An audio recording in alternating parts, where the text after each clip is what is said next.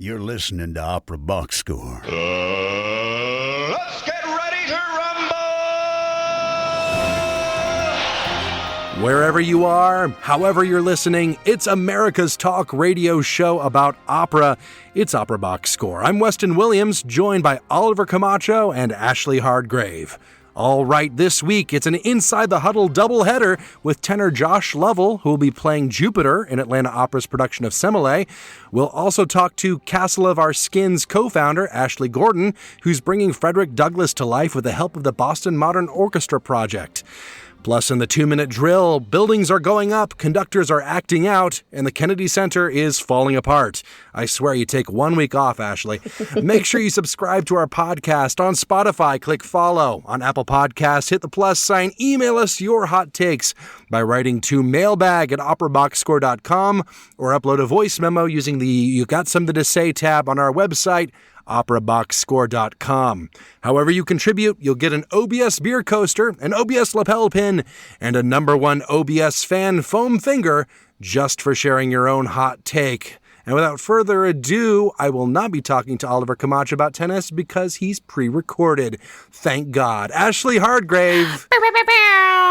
This is a rare vintage of Opera Box Score episodes, dear listeners, beloveds, because this is the Weston Ashleigh special. We were trying to figure out if this combo has happened before. First of all, it's super cool. Second of all, if it hasn't, it should. How are you, Weston? Oh, I'm doing great. Long time no see. Ashleigh's out there on the ground getting that singing experience that I only get in the shower, so it really is nice to see you, Ashleigh. Likewise, yes, it's good to be back, dear listeners. I have missed you terribly. Here in Chicago, the two biggest stories out today just so happen to be made for us and be right in our wheelhouse because they're about sports and about opera. The first is that the Chicago Fire, which is our Major League Soccer team, announced plans today to build a privately funded $650 million stadium in the South Loop area that for Chicagoans is called the 78th, which people were kind of trying to turn it into its own separate word. We have 77 words. They wanted to make this the 78. Basically, it's the one open patch of land anywhere close to downtown. So they put out a letter today, the administration for the Chicago Fire, that's called Dear Chicago, and the Major League Soccer has called this one of the most ambitious stadium projects in its history. So that's kind of Chicago story number one. Chicago story number two is that the Chicago Symphony Orchestra has announced that former Metropolitan Opera Chorus master Donald Palumbo is going to be the next Chicago Symphony Chorus director. We have more on that later. I learned last night in chorus rehearsal with Maestro Palumbo. That's exactly what I was saying. You're out there on the front lines, getting the real hands-dirty news that we crave here at Opera Box Score. But we are going to make you wait for it. Let's talk some opera. Huddle up. Let's go Inside the Huddle. This Saturday, Atlanta Opera opens the revival of Tomer Zvulun's production of Semele, conducted by Christine Brandis and starring Lauren Snofer as Semele, and our first interview guest, Josh Lovell, as Jupiter. Josh is an alum of our home team, the Ryan Opera Center. Before we join Oliver and Josh, here is a couplet from an Offenbach rarity from Opera Rara. Blague ma houssine, qui prétend que j'ai les rotas, alors que je badine, et ces gazettes corrompues, qui raillent mon organe, écrivent qu'à bateau rompu, je parle à coup de canne, je parle à coup de canne, de canne, de canne, au Canari, au Canada, au colonie, etc. J'en ai cassé dans mes colères partout la guerre où j'y passais, mais comme un maçon mondana, auto je casse, auto y'en a, toujours conclu sans m'interrompre que j'empire un dîne de plus, qui de tout ça concane, concane, concane, car il t'a coup de canne, de canne, de canne, je lui compte ma canne.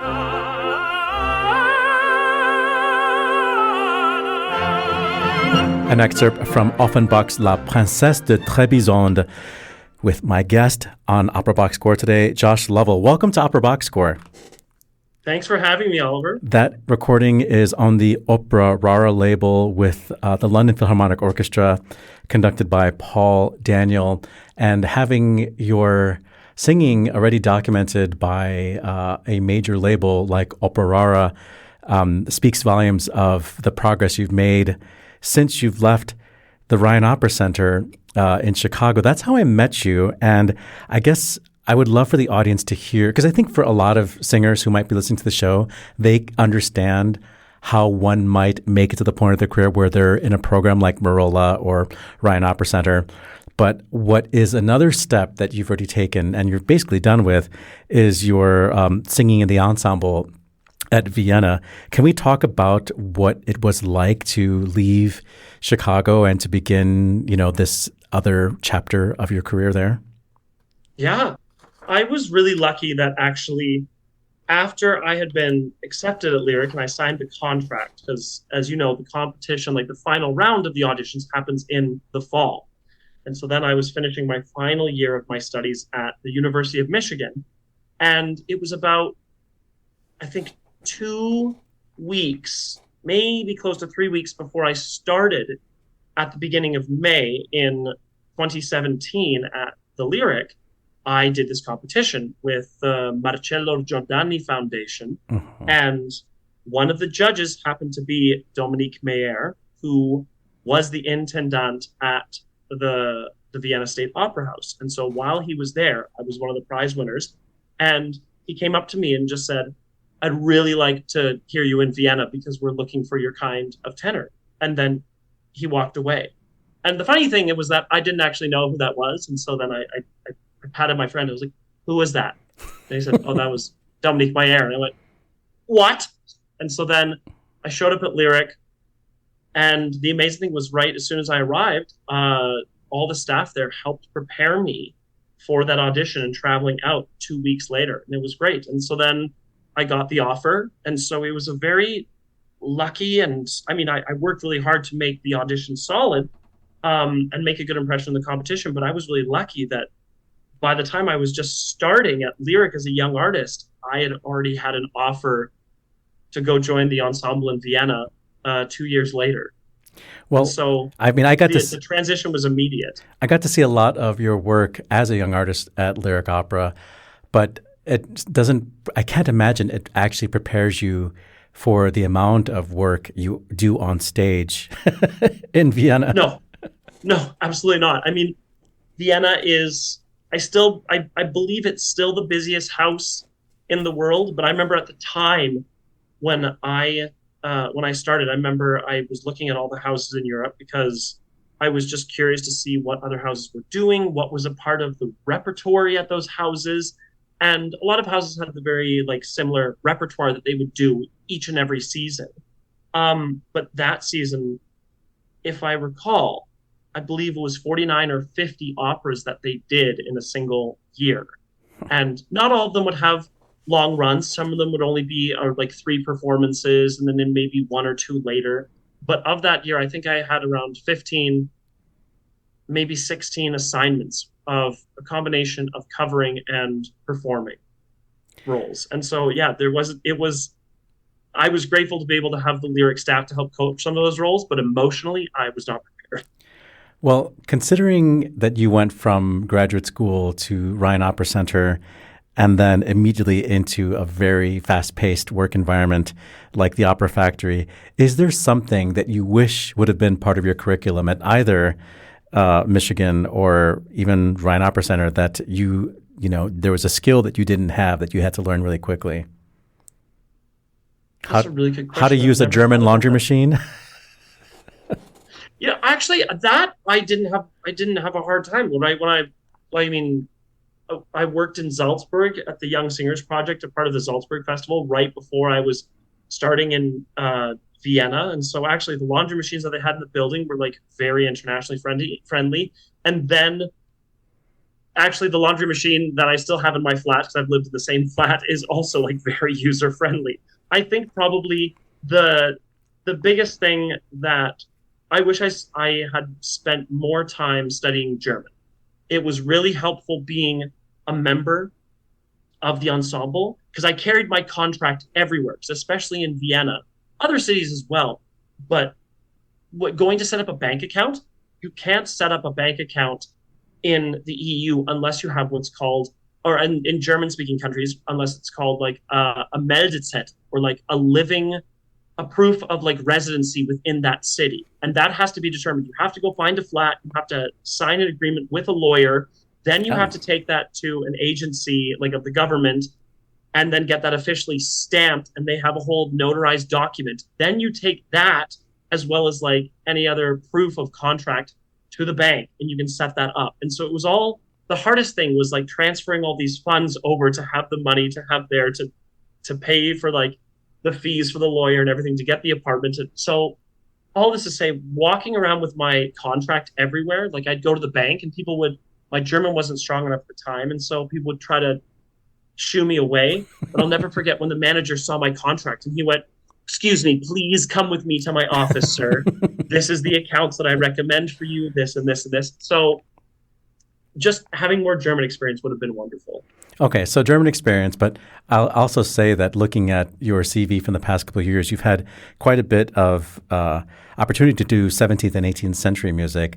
Was that something you were doing already in Michigan or in your studies in Canada, or with lyric? Yeah, more so in my studies in Canada. Like where I'm from in the West Coast, there is, I mean, right by like Seattle and Portland and then Vancouver all have like strong ties with early music. And so I had a lot of experience singing Bach and Handel in particular in my undergrad. And so that gave me some idea to the performance practice. I did learn a little bit more in Michigan because right when I started, actually, at the University of Michigan, they started their Baroque program, like a harpsichord program. And so that was really nice to collaborate with those faculties as well. But I actually was delving more into Mozart and Donizetti and Rossini in my times at Michigan and when I was at Merola and the Rhine Opera Center. But it was nice, actually, because one of my first roles when I was at Vienna was singing Buttacanio and Ariodante. So it was nice to come back to that. Can we talk about, since we're now talking about your training in Canada and in the U.S. and your experience working in Europe, about differences you might already notice between these like national systems? Like, is there something that Canada does for their singers that American companies don't quite do yet, or they're not in the habit of doing anything, maybe in terms of like social services or like healthcare or like whatever benefits? And also how contracts might work. I know that's a lot of questions rolled into one, but you have a very unique perspective right now. I think I'd say the biggest differences come down to how the countries are run, like socially, and how taxes provide for the social structure. But the really interesting thing, Canada is kind of like in this in-between, between like the EU and the States. The States, the philanthropy and the private sector going into the arts is amazing. You have people that are contributing mass amounts of wealth. They are tying companies or arts organizations into their wills. And the generosity there is amazing. Like that aspect of the American culture, which is I will support what I am passionate for, is unparalleled. Nowhere else has that. And then in the EU, you have the complete opposite, where it is the responsibility of everyone to pay a higher sum of taxes and a larger percentage of taxes based on your level of income in order to support everyone around you. And there will be a strong standard of necessity all across. There will be classical art forms everywhere that is offered. There will be art museums and history museums, healthcare, roads, subways, like the public transportation. All of that is just a given. And so Canada is kind of like, I'm going to come back to your question more in the specifics of the artistry, but in terms of the art form itself, Canada is kind of in this tough place. I remember reading a survey that the Globe and Mail, which is the main newspaper in like Ontario, but specifically like Toronto, they did a survey asking Canadians and their subscribers whether they wanted there to be more available art. And there was an astounding 93% that said, yes, we want there to be more available art, whether it's dance, music, singing, opera, like musicals, whatever. It was a very broad question. But then the second part of that was, are you willing to raise your taxes in order to pay for that? And then it was an 87% that said, absolutely not. And it was like, well, wait a second. You can't have one without the other. And so, and then I think the third part of the question is, are you willing to then like donate your own money. And then again, a very high percentage, I can't remember this stat from the survey, but a very high percentage said, no, it's the government's responsibility to pay for this. It's like, well, that doesn't really work. If you want the government to pay for it, your taxes have to go up in order to provide all these services. And if you're not willing to donate yourselves. So you see the point that I'm making. So it's fascinating coming back and forth between the EU and the States, because the quality of the art at houses is fantastic.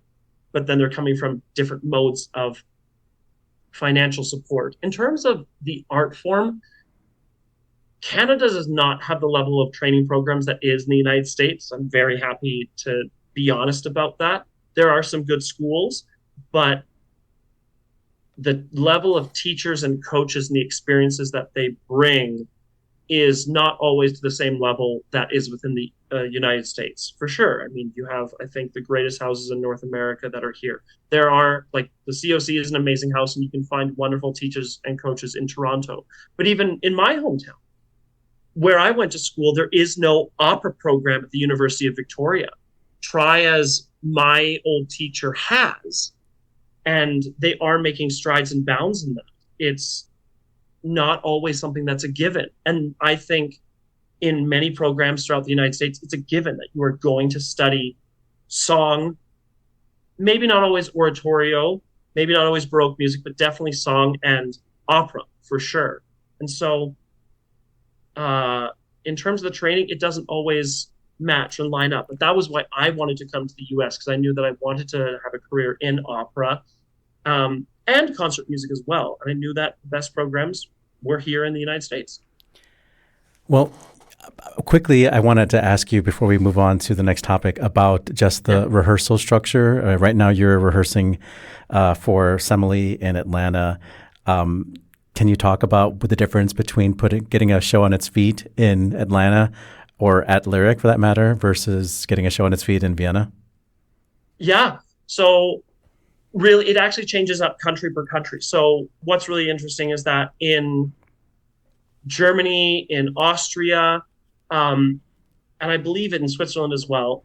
I've never worked in Switzerland, so I can't fully confirm, but I believe there's always morning rehearsals and evening rehearsals, but the afternoon is always left off for at least 3 hours, sometimes 4, so that parents can come home, pick up their kids from school, prepare dinner, that sort of thing, help them with homework, whatever they need to do during the day, because then businesses and things shut down in the evening. So these houses, especially like in, again, Switzerland, Austria, Germany, where they're very ensemble heavy, they have this system set up so that people can live a life as an opera singer at a theater and then still take care of everything they need to at home. So that's not always the case.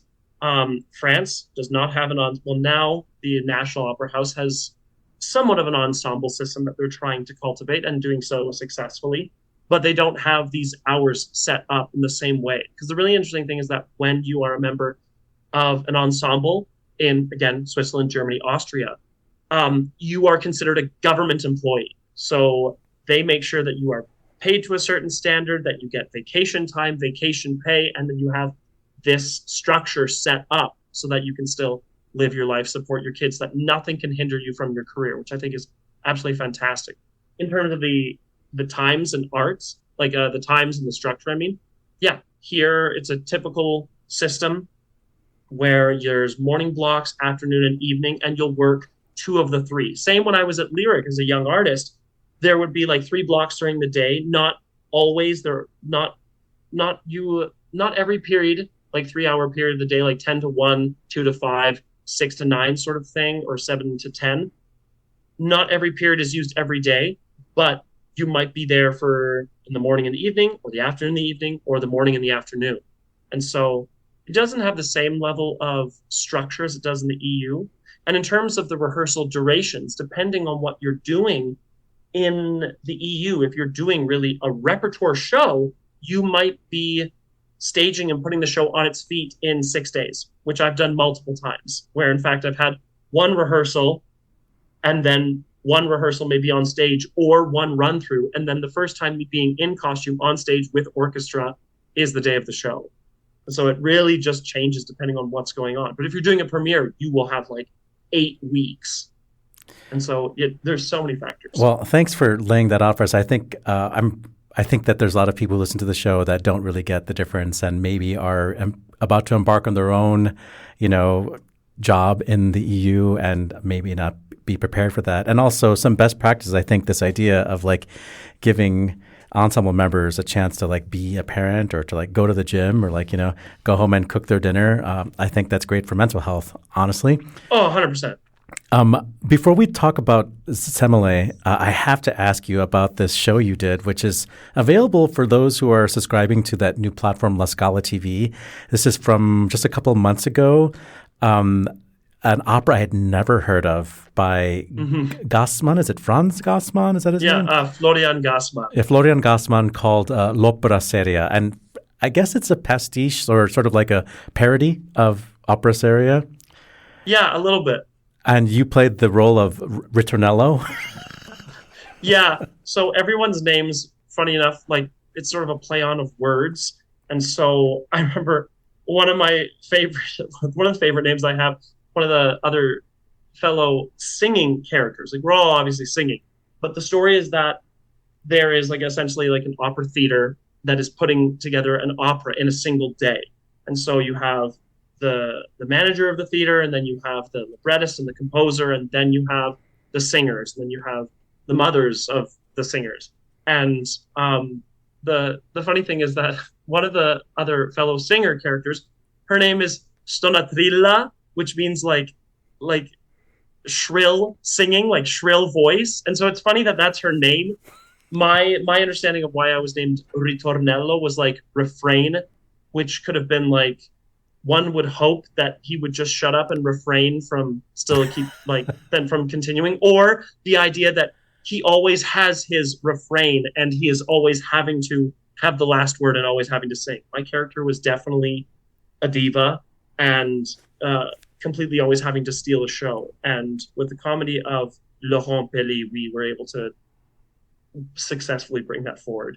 Well, the production looks amazing. The costumes look amazing. I haven't got around to watching the thing yet because I'm not a subscriber to La Scala TV, but I did see that clip that you posted on your social media, and it really looked awesome. But we have to change the topic already because in the last few minutes we need to talk about Semele, one of my favorite shows. You're singing in Atlanta. You're Jupiter. And a friend of the show and amazing human being, Lauren Snofer, is singing Semele. Yes. How has it been so far? Oh, it's been great. Lauren is the best. Lauren and I first met in my first year at Lyric, and I was covering in Orphée, and she was singing, what is her, like, Amore, like essentially like Cupid in the show, if I recall. I can't remember the exact name of her character. But either way, she was stunning then. She's stunning now, and she's such a fabulous colleague. And it's been really fun bringing our own interpretations to life with these characters, because we're really trying not to fit the sort of typical mold that one would see with these characters. I think many people just tend to assume that Jupiter is just a conceited ass. Maybe he cares for Semele, maybe he doesn't, but he really doesn't. He's not really affected of her outcome, or he's just a womanizer. And that Semele is just really conceited, and all she wants is to be a god or a goddess and just look beautiful. And I think those are simplistic interpretations. And so Lauren and I have really been trying to delve deep and find how specific can we show these characters within the confines of this production. And Tomer's been great to work with because he's been really flexible, changing things and adjusting things. So the whole cast is solid. Like a great friend of mine, Niels, is singing Athamas. And then you have Catherine Martin, William Blombo-Sue, Elisa Sunshine. So yeah, it's a really solid cast. And you don't always get that where people really connect. So it's been quite nice. Well, the thing about Baroque operas, or especially Handel operas, that you're not singing ensemble music that much. Usually, at most, you're singing a duet, but it's mostly an aria spiel. Yeah, totally. Because the funny thing is that, within the story of this is that Jupiter is cheating on his wife Juno, and she's spurned. But then the funny thing is that within the whole show, Juno and Jupiter actually never have a scene together, despite being married and ruling Olympus and the realm of the gods. So it's kind of funny how they never have a scene together. Any pressure performing for Tomer Zwolin and working with him like sort of in a collaborative way, since he's also the big boss over there at Atlanta? I always put pressure on myself to do a good job, especially because this role has such a strong history of amazing singers, like singing it, whether it's Anthony Ralph Johnson or John Mark Ainsley or the countless others who have just made this role. The recording with John Ayler. Yeah, John Ayler also. I was just listening to his the other day, and his ornaments is just unbelievable. So for me, the thing that makes me most nervous is just holding that high standard, because this is a role that I love singing, and I've been singing the arias for years. So to come to it now, I'm so excited. But Tomer, actually, I was a little bit intimidated at first, but actually he's really great to work with. He's down to earth. He really just wants you to succeed. And yeah, sure, this is his production, but he's also the boss of the company. But you quite often forget that just because of how supportive he is. Semele opens June 7th and runs through June 15th at Atlanta Opera. You can learn more by going to the website or look for the link at operaboxscore.com. Josh Lovell, thank you so much for being our guest. Thank you so much for having me.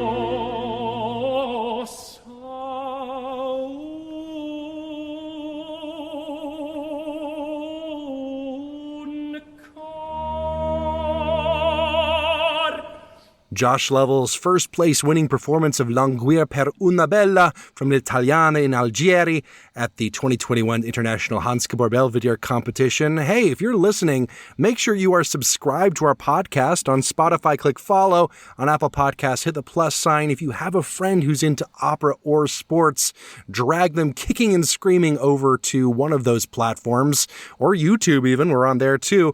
And make sure they are subscribed as well. Opera class. Sports radio crass. This is Opera Box Score. On June 20th, our friends of the show at Odyssey Opera and Boston Modern Orchestra Project present Frederick Douglass by Ulysses Kay.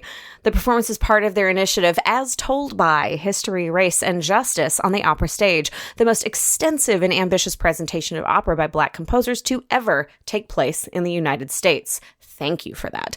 Here to help us understand that initiative is Ashleigh Gordon, the co-founder of Castle of Our Skins, the organization partnering with Odyssey and the BMOP to create innovative engagement and audience education programs surrounding Frederick Douglass. We're welcoming the co-founder of Castle of Our Skins, violist, and I guess I should say activist, Ashleigh Gordon to Opera Box Score. Welcome.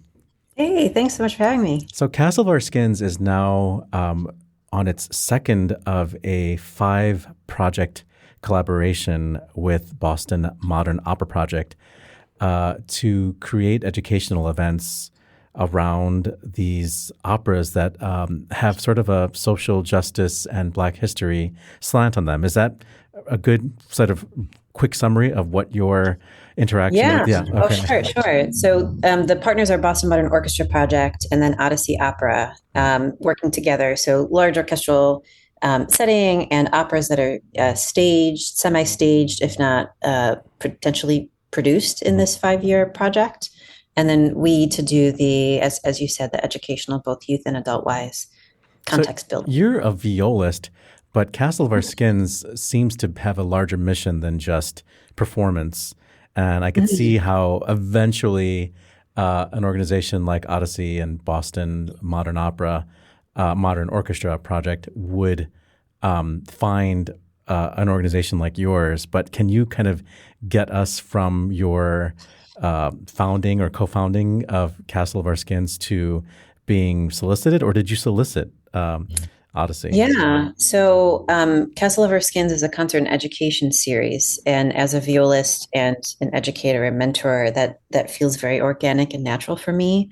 I also perform with Boston Modern Orchestra Project, or BMOP as we call it here in Boston. I went to school at New England Conservatory. I've sort of been in the Boston area for almost 20-ish years, and it's a small town. So everyone sort of knows everyone. So the sort of social capital and social network for sure helped with collaboration. A shared colleague who worked with BMOP at the time, as this project was being in development, thought, well, as an ed partner on Black subject matter, why don't we reach out to Castle of Our Skin? So ultimately friendship, right? And organic networking is how I would say it. The idea came about to work together. And then certainly as it relates to our work on the ed front, being able to contextualize a wide and varied, beautiful, celebratory look into Black history. Not all of those things being part of all of the sentences all of the time when we think about Blackness, and especially in this country, but wanting to be able to contextualize and make sure that the subject matters, which is what we have focused on out of all of these operas, are brought to youth in ways that are creative and engaging, done so in family-friendly, interactive ways, which again is part of our mission, part of our work on the ed front that we normally do. So much there that I want to just pull strings on. You guys founded the organization, in like 2013 or something? 2013, okay. Yeah. So it's not like you are, born out of the events of 2020 and maybe, the work that you've been doing leading up to 2020 became a model for other types of organizations. I mean, let's be real, what other organizations exist that we're doing with Yeah, right. But you said something there about, I'm going to say it in a different way, accessibility and approachability and friendliness. And there is a part of the reaction or the initiatives that spawned out of 2020 that maybe the approach was, for lack of a better word, and I'm so sorry for using this word, like militant. Has it always been your objective to keep it, just engaging and positive?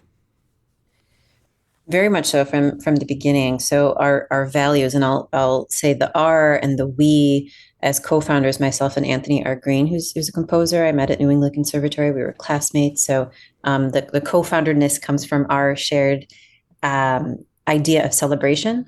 So I'll share values and also about our name, and I'll share our name first, which comes from Nikki Giovanni, the late Nikki Giovanni, a poem called Poem for Nina. And to paraphrase, it says, we're all, if we all are we're all born into this world, and we have a castle that is our skin. And if we choose to live in it and love it, let's celebrate it, basically. So the idea of pride in who we are. So celebration, joy, that's literally built into our name, that's built into our foundation. And then the idea of cultural celebration, if we can learn to be more empathetic and understand and appreciative of each other's beauty, we can literally live in a more harmonious world. So there's a lot of optimism, whether that's naive optimism, that's something that we try to infuse. So joy and celebration. Again, from part of our work, the idea that it is not just a Black conversation to find reverence in Blackness. We need everybody to find reverence in Blackness. As you referenced 2020. Absolutely, we need everybody to find reverence in Blackness and Black humanity. So it is a conversation for everybody. And if we can make that an accessible, to your point, touch point, one that is joyful and invitational for everybody to engage with, that is the heart of our reason for being. So inclusion, joy, celebration, love, pride for the past 12 years is sort of how we've operated. I mean, I definitely want to get to the actual work in a few minutes, but since we're on this topic already, it strikes me that there's a danger that, your organization can get lumped into some of the organizations and let's be honest, jobs that were created around the idea of DEI. And now in 2025, we're all experiencing the backlash of this, and this focused effort that everybody seemed to be on board with, but we realized no, that was that was just performative, and now we're seeing a real backlash and people feeling empowered to speak out against these things, which they were all, co-signing on back in 2021, and now it's like, no, it's okay. Let's back it up. Do you feel like your organization might be in danger of that backlash, even though you have been in existence and your focus is, as you said, joy, and celebration? Yes and no. I mean, from the current administration, the federal level, we've lost $80,000 for doing what we do. So yes, in that way. However, you also very much quickly learn who your friends are. So we've had an immense amount of support from individuals, from community foundations, from other collaborative partners, from intergenerational youth, from people all over the country and beyond. So we've found other touch points to sink deeper into that don't have anything to do with the federal administration, despite financial losses. Mm-hmm. So it has been, I was chatting with someone earlier today around the philanthropic side of things, individual donors, basically, that those that have left and sort of liberal leanings are giving at a 56% higher rate now, given this current administration, which is a pretty huge spike. And I think as a result, which is, in any case, it's sort of like the tectonicness of 2020, where we saw this spike and we're seeing this backlash spike. It would be great if there was just an evenness, right, for all of this work to be, more reliable and be able to build momentum around. But in any case, yes and no to answer your question, both in positive and destructive, intentionally trying to be destructive ways. Well, ultimately, this is a podcast about opera, and I'd like to first find out how it went with Anthony Davis's Malcolm X and creating education opportunities for young people around this opera, which is maybe not the most accessible opera for, a 12-year-old to go attend. Sure. So our side, again, being the Ed Front, we worked with Boston's, which is where we're based, only performing arts high school, the Boston Arts Academy.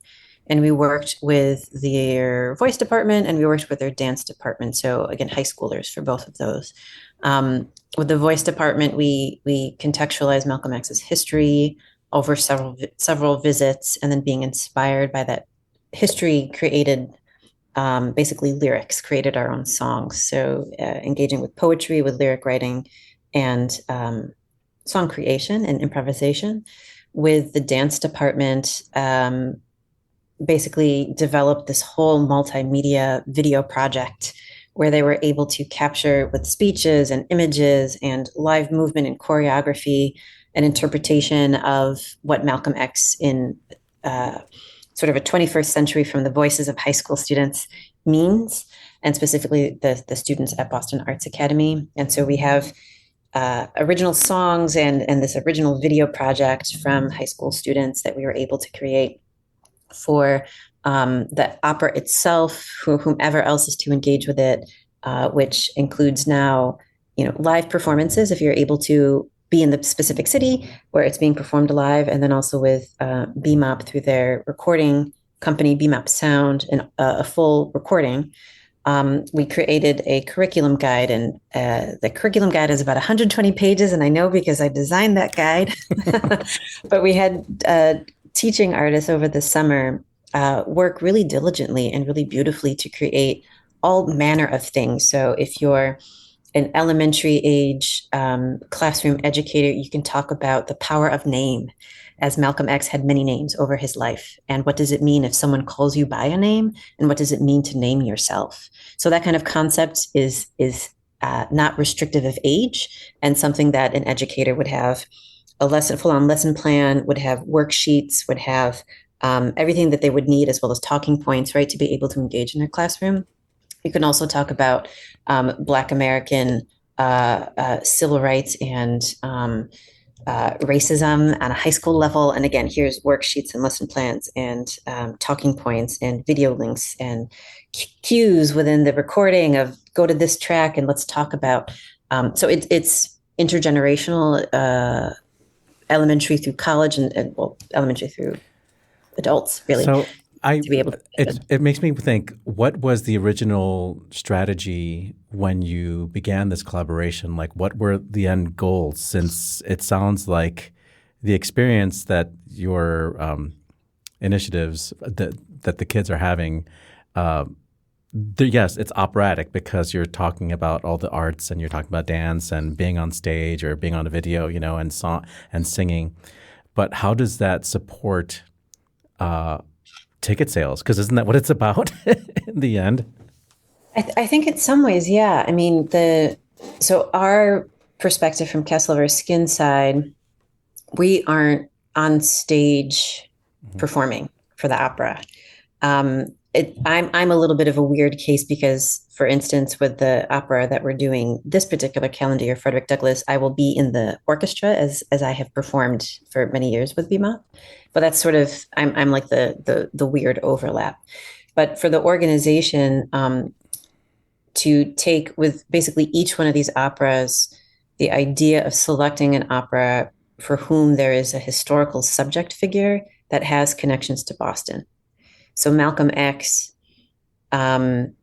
Frederick Douglass, who spoke and gave powerful speeches in Boston at the Museum of African American History, at the African Meeting House. Dr. King is a subject as well too, which obviously has a lot of connections with Boston University and having again spoken here. So how can we contextualize on a historical front these figures?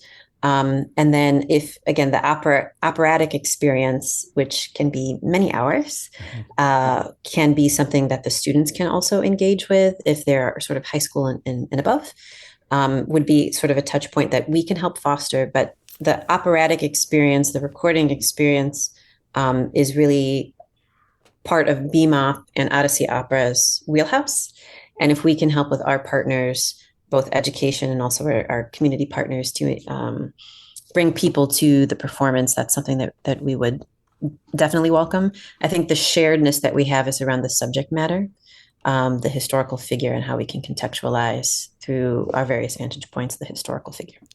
Well, this Sunday, June 8th, your organization is presenting And Freedom's Ring at the Museum of African American History in Boston. And this does sort of feel adjacent to the upcoming Frederick Douglass opera. Can you talk about this event and how? Yeah. So it's kind of a gumbo in a sense that it's a mash of a variety of things. So this particular year, we worked with Project STEP, which is an amazing string training organization, predominantly for Black and Brown youth. Here in Boston, it's been over 40 years in the making. And as Frederick Douglass's grandson was a violinist, we thought, wouldn't it be great to work with a string player organization for our educational work? So we worked with Project STEP over the course of the year, again, contextualizing the subject, Frederick Douglass, who is he, what does his legacy mean to you, etc. Generated both musical and narrative ideas, words, fragments, power and strength sounds like this to me. Provided all of that context to a fantastic composer, Yaz Lancaster, to create a piece for Project STEP that they actually already premiered this year and will perform again on June 8th. So a showcase of our educational year-long work to be able to create a new piece is part of this June 8th and Freedom's Reign. We'll also have, in partnership with the Museum of African American History, an experience which, bear with me for a second, is an AI hologram of Frederick Douglass, so you can ask Frederick Douglass questions and Cool. he can reply to you. So that's a tie, that's a thread that they have as part of their exhibit around Frederick Douglass, who again spoke at the African Meeting House, and there's original floors, so you are literally walking on the same floors that he walked on, which is pretty powerful. And given that he has so many profound speeches, we're going to be highlighting his What to the Slave is the 4th of July speech, and have youth readers, some alums from our fellowship program that we have, perform and narrate while we, as a performing organization, perform music. So performing string quartets from Florence Price to Trevor Weston and things like this that sort of speak to the tenor of Frederick Douglass's really powerful words. So music, narration, youth engagement, technology, AI, sounds all of that threaded with Frederick Douglass. And then you can get more Frederick Douglass when you connect with the opera. This all sounds so cool, and it could really be a model for other opera companies, not just ones that are doing work in this sphere, but even like, hey, talk to Verdi. Let's see what he Totally. Talk to Verdi. And you know, the June 8th is part of the museum's family-friendly days, which is sort of new for us here in Boston, where it's for anyone who's part of a school system can come for free.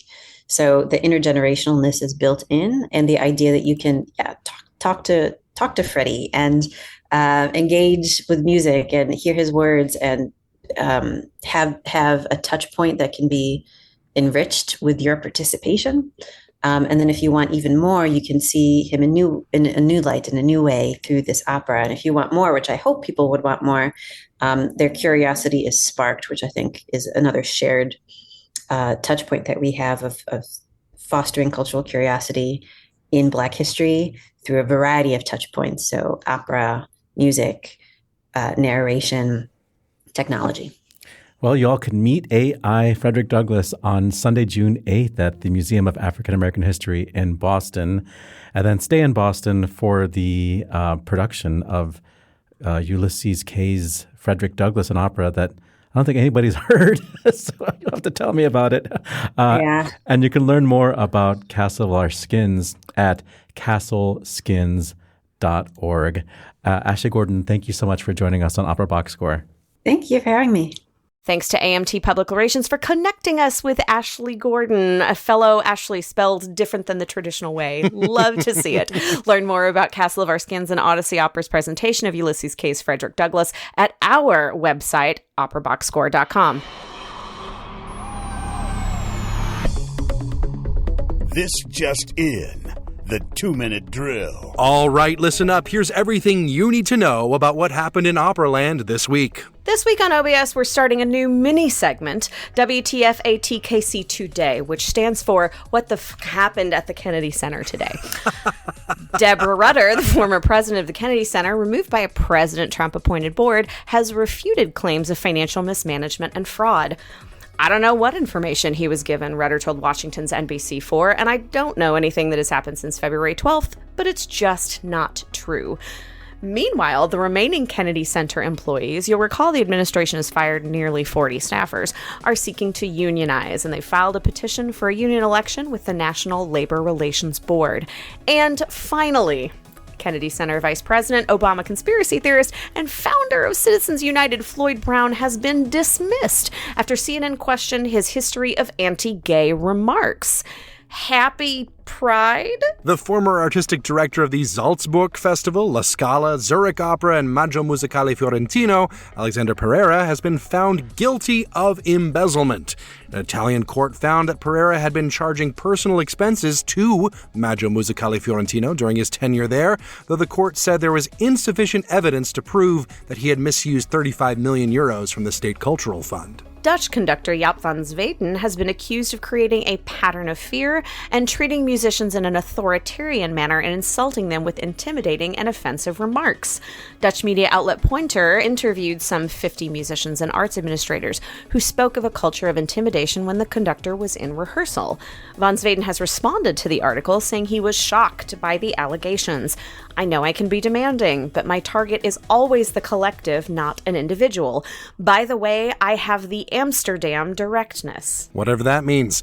Conductor Daniele Gatti has canceled all future performances at La Scala after being passed over from music director in favor of Myung-Won Chung last April. The Italian press reported that the board had initially favored Gatti for the position, but plans changed. The conductor's next project with the La Scala was supposed to be Debussy's Pelléas et Mélisande, which will now be conducted by Maxime Pascal. Opera in the Ozarks, in my home state of Arkansas, has opened its brand new $34 million facility just in time for its 75th anniversary season. The new 300-seat theater was paid for by the Walton Foundation. You know, Santa Fe Opera is a magnet for the Southwest, Glimmerglass Opera in Cooperstown, New York, said General Director Nancy Price. I'm hoping this becomes a destination for opera lovers, too. If you need travel tips, DM me. I'll let you know everything you need to. Speaking of expensive theaters, Lincoln Center has revealed preliminary plans for a 2,000-seat open-air performance venue on the western side of their campus. The plans also include a community park. No price tag has been announced yet. Universal Music Group has announced plans to invest in Chinese classical music by creating a new label, Deutsche Grammophon China. Conductor Long Yu, along with pianist Lang Lang and Yu Jia Wang, will be artistic advisors for the new project. DG China will be fully committed to discovering and supporting the next generation of talent emerging from China, said Timothy Xu, the CEO of the company's China division. Through these efforts, we hope to help bring the richness of Chinese musical expression into deeper dialogue with the world. LA-based production company Women Occupy Hollywood has purchased the rights to produce a new Pavarotti biopic titled Vox Divina. The film, which will be directed and written by Italian Ivana Massetti, will cover the tenor's life from his childhood until his ascension to stardom at the Met in the 1970s. Massetti interviewed multiple friends and family members of Pavarotti over the course of 2 years as part of her research for the script. Major awards time! The Met has awarded friend of the show Rachel Wills Sorensen with the 2025 Beverly Sills Artist Award and $50,000. The award's given to opera singers with blossoming careers at the Met. Another friend of the show, David T. Little, had his opera What Belongs to You named Best New Opera by the Music Critics Association of North America. American soprano Lydia Grindato won the top prize in the 2025 Lauren L. Zachary National Vocal Competition along with 15,000 American smackaroos. Congratulations to Andreas Schager, who has been named Kammersänger of the Vienna Staatsoper. Also congratulations out to Colombian baritone Laureano Quant, who won the $10,000 Art Song Prize at the 2025 Montreal International Music Competition. Finals for that aria portion of the competition will take place on Friday. In trade news, LA Opera has appointed Domingo Hindoyan to be its new music director, taking over from James Conlon next summer. Meanwhile, Arizona Opera has appointed conductor Brian DeMaris to be the company's new president and general director, effective immediately. And, of course, right here in Chicago, the CSO has announced Donald Palumbo as the new chorus director. On the disabled list, tenor Brian Jade has pulled out of an upcoming production of Turandot at Greek National Opera due to an intestinal condition called diverticulitis. It's a painful and difficult to manage condition that unfortunately runs in my family. I'm now on an antibiotic drip, and the doctors here are optimistic that with proper treatment, the cause of the current issue will resolve itself. Ricardo Massi is filling in as Calaf. Exit stage right, German-Brazilian composer and teacher Ernst Mahler has died last month at the age of 96. Mahler studied under Ernst Krenek and Olivier Messiaen before composing his first opera, Meroquinas Frou-Frou, which premiered in 1974. Brazilian soprano Maria Lucia Godoy also died last month at the age of 100. A specialist in chamber and symphonic works, Godoy was most known for her interpretations of the music of Heitor Villa-Lobos. She also performed on the opera stage in roles by Mascagni, Puccini, Mozart, Gounod, and Rossini. Polish contralto Jadwiga Rapé has died at the age of 73. Rapé was known for her interpretation of Erda in Wagner's Ring Cycle, as well as her performances in oratorios. Her voice appears in over 60 recordings and had a number of roles written for that voice by several important Polish composers, especially Krzysztof Penderecki. And on this day, June 3rd, Folks, we're recording on a Tuesday. It's different this time around. On this day, June 3rd, 1660, brought us the birth of composer Johannes Schenk, who wrote the first Dutch opera. 1746 brought us the birth of English composer James Hook. On this day in 1801 was the birth of Czech opera composer Franz Schrupp. One of his songs became the Czech national anthem. 1832 brought us the birth of French operetta composer Charles Lecoq in Paris. On this day in 1858, we had the birth of German baritone Karl Perrin in Frankenthal. He created a lot of roles: Orestes in Electra, the Baron in Rosenkavalier, and Iokanaan in Salome. 1861 brought us the birth of Italian bass Vittorio Arimondi in Saluzzo. He created Pistol and Falstaff. 1904 brought us the birth of American tenor Jan Pierce in New York City. And on this day in 1953, happy birthday to English soprano Lynn Dawson. A couple of premieres on this day. In 1922 was first performance of Stravinsky's opera Marva at the Paris Opera. 1947, first performance of Poulenc's opera Les Mamelles de Tiresias. Yes, the good old boobs of Tiresias at the Opera Comique in Paris. And on this day in 1964 was the first performance of Giancarlo Menotti's Martin's Lie at the Bristol Cathedral in Bath, England. And that is your 2-minute drill.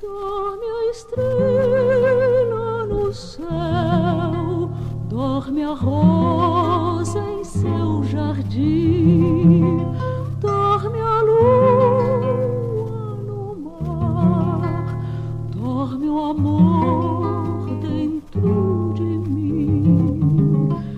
É preciso. A little selection here from O Canto da Amazonia's LP, the beautiful voice of the late Brazilian soprano Maria Lucia Godoy. You know, Ashleigh, ever since you joined us as a co-host several years ago, you have been the mind behind some really great segments. And you've done it again with your, what was it? What was all the letters? It was WTF. ATKC2Day. I'm glad you approve. I don't think we need to dwell too much on everything happening at the Kennedy Center because every week there is something happening. I do think that, unionizing in the face of all this is a great first step on part of the staff. I think that's a good first step. But man, I hopefully this doesn't become too much of a common segment, but I fear it will be most of the time. I mean, yeah, that's the thing, is that we have enough content to make probably what can be a weekly or a bi-weekly segment. And for the national home of the arts in our country, boy, is that a bummer. What's less of a bummer is the appointment of former Met chorus master Donald Palumbo as the chorus master for Chicago Symphony Orchestra.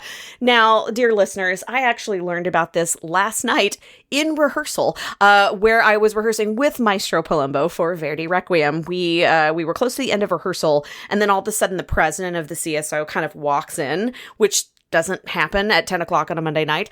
And that's when they read a press release to us, told us not to say anything until the announcement next morning. But to have Maestro Palumbo, on the podium for this is very, very sweet, very lovely. And he, this is kind of a homecoming for him because he was the chorus master for Lyric for several years, from 91 to 07, before he went over to the Met. And he just stepped down as the chorus master of the Met last year. And he'd done a couple of contracts with us.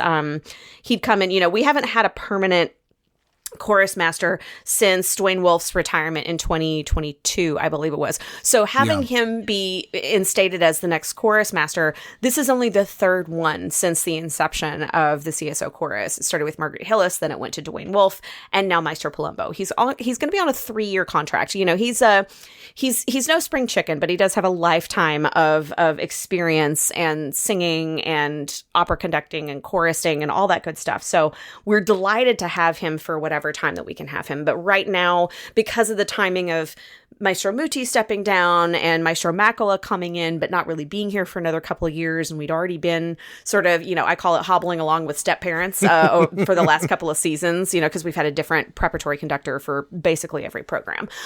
So I think this is a nice way for us to get a little more continuity, also from someone who is an incredible talent and a wealth of knowledge and just a delightful, I don't want to call him a delightful young man. I don't want to call him a delightful old man. He's just a delightful man. So at any rate, we are delighted to have him, and I look forward to many more programs under him. Yeah, he also has a really great reputation, I know, at least as far as the Met is concerned. My toes are not as deeply dipped into the chorus world as some members of the podcast, but I was very interested to see what he would bring to the table, especially coming from, the Met, which is, of course, a more operatic sort of zone. I almost wonder, is this a sign that we might be getting a little bit more opera under new leadership with Klaus Semele? Listen, we can always dream. One of the things I enjoy, again, this is a bit inside baseball, pun intended, but, there are some choruses where the sort of tone is focused on something that's a little more choral sounding. But the nice thing about working with Maestro Palumbo, excuse me, is that he, in Chicago, you can work as a professional chorister in several places. This is kind of one of the bigger contracts. Several of the people that are doing this are also working in lyrics chorus. And so there is an understanding that you've got these full, big, mature, developed voices. And under Maestro Palumbo, you get to sing with that big whole voice. There's not a lot of pressure to sort of, remove the vibrato and unify. You eventually do, sort of blend into each other and listen to each other. So he does really great work in sort of making that happen. But he allows us to start from kind of the core of our mature voice, which is something that doesn't always happen, and I really appreciate that. So I'm hopeful for that. And whether or not we're going to get more opera contracts, Mooty's not going anywhere. He's music director emeritus for life. He's going to pop up from time to time, and he's an opera lover, and so I have a feeling that some of those contracts will definitely have some opera involved. But Semele did start out as a children's chorister in the opera in Finland, so he's got an appreciation and a fascination with, vocal repertoire, operatic repertoire. So, the next season, they just announced it, or they're about to, I can't remember which. And then I'm sure the following season's in the works. So somewhere between next and the season after that, I expect the vocal works to pump up a bit. Place your bets now, folks. I have a pretty sure bet. Unfortunately, it's that men in power will behave badly. I was looking at these stories, Ashleigh, and, we have, we have Pereira, who found guilty of embezzlement. We have Van Sweden, who is doing the old school conductor thing of just allegedly being really authoritarian and mean and scary, all the way down to Daniele Gatti, possibly, if we're interpreting the timing of everything correctly, quitting La Scala out of spite for not getting chosen. And the only thing I could think, Ashleigh, was at least none of these are sexual crimes in nature. It's progress. Is that progress? Progress, ladies and gentlemen, and everyone in between. Oh my God. Yeah. I think we're never going to be running out of these stories, unfortunately. There is a slight sigh of relief, at least from the lady on the panel, that none of them are that type of nature, but still, embezzlement's not great. The Gatti, you know what? I'd be sour too if I thought I was the front runner and then I didn't get the gig. I might also be convinced to take my ball and go home. But, there's so much about that we don't know. Jaap van Zweden, I don't know. I mean, you interview that many people and that many of them have a unifying story. There's some there. I don't think this is any sort of a hit piece. I've only worked with Maestro Zweden Van Zweden, once. And I didn't really get to understand that much about, the culture that he puts together as a conductor. But, I didn't have that experience with him, but me saying that does not negate any of these really negative things that have happened for these people, and I honor and I respect that. So, I applaud this publication for putting this piece together, because we've got to talk about it. Yeah, and I think it's notable to say he didn't really deny anything. He just kind of said I'm strict and it's not my intention, but he didn't deny anything specific as far as I can tell. And, it's very much in the mold of that sort of old school conductor mindset, which which I do think is something that is dying out largely as conductors become, a little bit more humbled by the state of classical music funding and, support all across the world. But, this has been something that, was even like a trait that people would even seek out, 40, 50 years ago, these authoritarian, perfectionists, sort of the, Sherlock Holmes type, are like, wow, they're so good, but they're a jerk. And it's like, we don't have to do that. They can be good at their jobs and not be a jerk. Yeah, there are talented people that are also relatively decent individuals. Yeah. And so I hope we see a little bit more of that. It's so funny when I was coming up, God, that sounds so old, but I am. But yeah, I was always, in the beginning when I started to meet people that were of note in this industry, be it the orchestral world, the opera world, the chamber world, whatever, I was initially really impressed when I encountered somebody who was also nice in addition to being talented. And that's such a bummer. But that's just kind of how it was. And now I have completely flipped the script for myself. I just don't have time for the tomfoolery. So if I find somebody who is incredibly talented and I find out that they're not a great human, I kind of put them on the shelf and walk away. I don't have time for that anymore. And the world is on fire. Just like Gotti. Seriously, I will take my ball. And I will go home. Speaking of home, the place that's home to the most people in the whole wide world, China, Deutsche Grammophon. Yeah. We should talk about it. Yeah, Deutsche Grammophon China, I think, is very interesting to me. Famously, if you look at the statistics, China is the only country in the world where classical music listenership is growing, and growing in a significant way too, not just like a accidental percentage points. I mean, you look at some of these concert halls they're putting up, or you look at the NCPA in Beijing, like they're enormous, they're huge, and you hear singers talking about, performing there because, they're treated like celebrities a lot of the time because, there is still this element of almost like Western exoticization where, it's like, wow, this is something that's very unlike what we're used to, and that's therefore cool. But at the same time, like there is this really strong, growing number of very talented musicians there that are creating some really good music that is not coming out of China very easily, and also not being distributed even amongst the various populations of China because it's a huge country, as you said, very Massive. Easily either. I mentioned this not too long ago at the beginning of AAPI month, just a couple weeks ago, talking about Tan Dun, the composer, who grew up during the Cultural Revolution, where, Western music was banned, traditional Chinese music was banned, and this sort of surging of popularity in the last few decades of classical music in China is really an exciting sign of things turning around, not just for the art form, but also, politically, and it's also just really exciting to have at least one place in the world where, you're not sweating about the arts losing funding. 100%, again, circumstantial boots on the ground intel on this side of the microphone. So I was in China last spring rather, for my job. And I got the chance to meet up with a friend through a music friend, a friend through a fellow singer. And he is working in NYU Shanghai's outpost as part of the School of Music there. And, we started to see this real investment in Western classical music and in performance halls and the like, sort of the early to mid aughts. That's really when things started to truly pop off. We've always had, massive institutions like the Central Conservatory and all that good stuff. But there has really been sort of a turn in let's invest back in performance halls and spaces and the like. And I was speaking with this individual, and he was speaking about sort of this shift in the culture for Chinese classical musicians, in that it used to be that coming to the States or coming to Europe was how they would sort of build their careers as musicians. Yeah. But because we've seen sort of this cultural shift and this, sort of explosion of Western classical music being more of a thing in mainland, it doesn't make as much sense for them to sort of go and get these degrees elsewhere and work in these other countries. Some of them still absolutely do, but many of them, even if they do decide to study abroad, or if they study at one of the, American outposts that are there, like NYU, there's several major U.S. universities that have, Chinese campuses.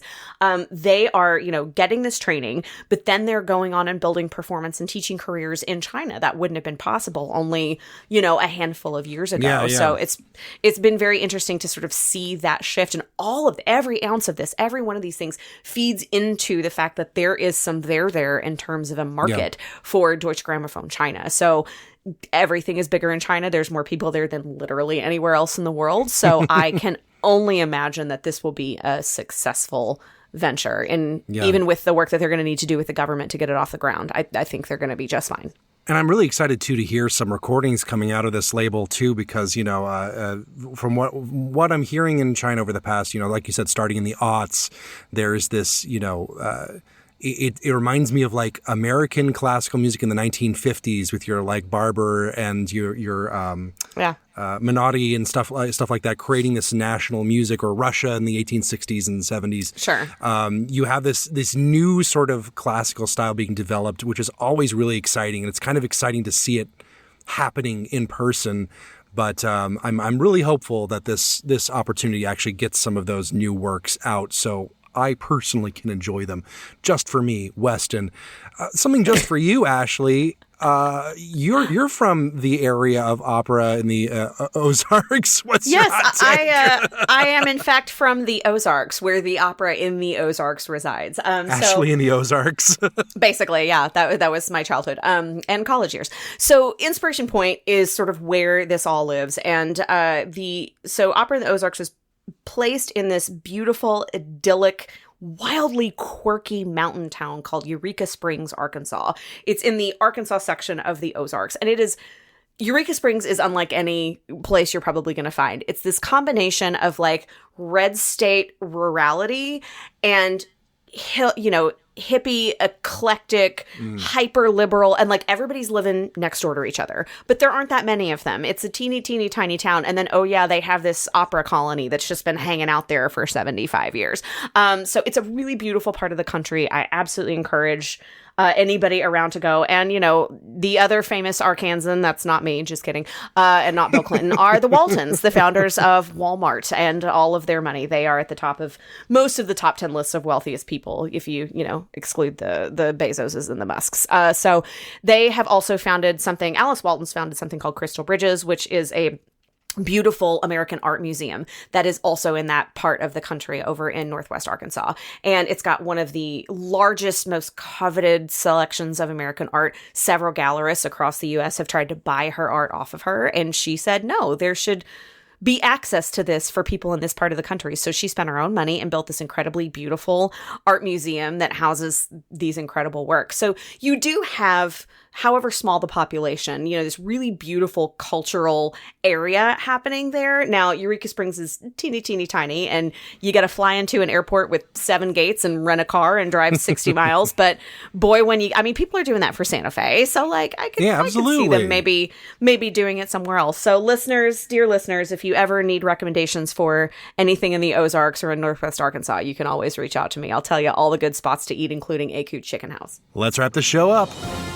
Good call, bad call on Opera Box Score. Good call, bad call. That's how we end the show, even when we're considerably over time. Ashleigh Hardgrave. Listen, the best thing on the internet right now, you will thank me later, is the NFL NHL mic'd up series. Now we're getting close to the end of it because the NHL playoffs, the Stanley Cup finals are, upon us. But what they've been doing for the last few weeks during the playoffs is they have been sending NFL players to the NHL outpost in the same city. So like one of the players from Dallas got mic'd up and went and sat front row at a Dallas Stars playoff game. And so a lot of these NFL guys are like seeing hockey for the first time. And so to hear their like live as they're seeing it commentary, also these guys have hilarious personalities. It is such a joy.